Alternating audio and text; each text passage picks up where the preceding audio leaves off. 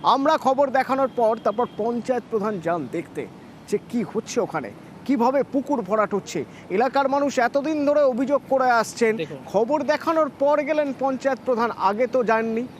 অনুপ প্রতিনিধি আমার সঙ্গে রয়েছেন। অনুপ, সদর্থক নিঃসন্দেহে যে অন্তত খবর দেখানোর পরে হলেও গিয়েছেন তো তিনি, এবং কড়া পদক্ষেপ নিশ্চয়ই করবেন, সেই পদক্ষেপের ব্যাপারে শুনবো। কিন্তু তিনি কি একবারও জানিয়েছেন যে তার কাছে এর আগে যখন অভিযোগ করেছিল এলাকার মানুষ তখন তিনি কেন যাননি?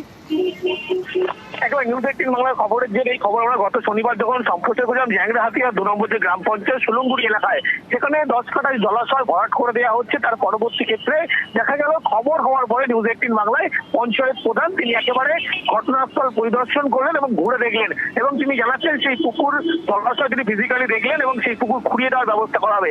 এর আগে তিনি কেন পদক্ষেপ নিলেন না, এই বিষয় নিয়ে কিন্তু যখন প্রশ্ন উঠেছিল এলাকার মানুষের পক্ষ থেকে তোলা হয়েছিল, কিন্তু তিনি জানাচ্ছেন তিনি আগে জানতেন না। তিনি যখন খবরে দেখার পরে জানতে পেরেছেন, এরপরেই তিনি কিন্তু একেবারে সেই ঘটনাস্থল পরিদর্শন করেছেন এবং তাদের কাছে নোটিশ পাঠানো হয়েছে যাতে অবিলম্বে এই পুকুর কেন জলাশয় ভরাট করা হচ্ছে, এটা বেআইনি এবং কোনোভাবে ভরাট করতে দেওয়া হবে না এমনটা বলা হচ্ছে। ভিডিওকে কিন্তু বিষয়টি জানানো হয়েছে পঞ্চায়েত সমিতির সভাপতি, তাকে জানানো হয়েছে এবং বলা হচ্ছে এই যে পুকুর যে জলাশয় ভরাট করা হয়েছে সেই মাটি কিন্তু পুনরায় তুলে দেওয়া হবে, অর্থাৎ যে অবস্থায় আগে পুকুর ছিল সেই অবস্থায়, অর্থাৎ পুকুর যে অবস্থা ছিল সেই অবস্থায় ফিরিয়ে দেওয়ার আশ্বাস দিয়েছেন পঞ্চায়েত প্রধান। কিন্তু তার আগে থেকে সেই প্রশ্ন ঘুরে ফিরে উঠছে যে আমাদের খবর দেখাতে হবে কেন, তার আগে আপনি যান, আপনার কাছে যখন অভিযোগ এসেছে এলাকা থেকে আপনি একবার খুঁজে দেখুন, তাহলেই তো মিটে যেত। যদিও কড়া পদক্ষেপের আশ্বাস দিয়েছেন পঞ্চায়েত প্রধান এলাকায় গিয়ে, এবং ওই পুকুর আগের জায়গায় ফিরিয়ে দেওয়া হবে সে আশ্বাস দিয়ে এসেছেন।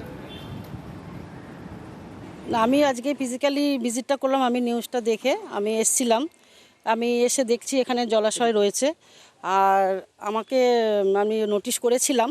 আমি খাওয়ার সঙ্গে সঙ্গে নোটিশটা করেছি, নোটিশ করে তাদের কাছ থেকে নথিভুক্ত সব চেয়েছি।